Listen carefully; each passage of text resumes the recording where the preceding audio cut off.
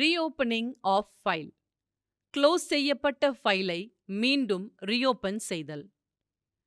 ஏற்கனவே க்ளோஸ் செய்யப்பட்ட ஃபைலின் தற்போது நடவடிக்கை தேவைப்படும் நேரங்களில் ஃபைல் ரீஓப்பன் செய்ய வேண்டும்.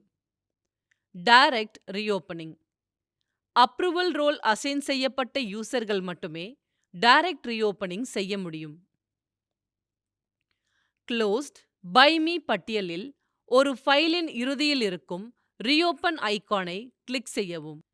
கன்ஃபர்மேஷன் பாப்அப் விண்டோவில் ரீஓப்பனிங் ரிமார்க்ஸை பதிவிட்டு ஓகே பட்டனை கிளிக் செய்யவும். Sent for reopen approval. Approval role assign செய்யப்படாத யூசர்கள் ஃபைலை ரீஓப்பன் செய்ய ரெக்வெஸ்ட் செய்ய வேண்டும்.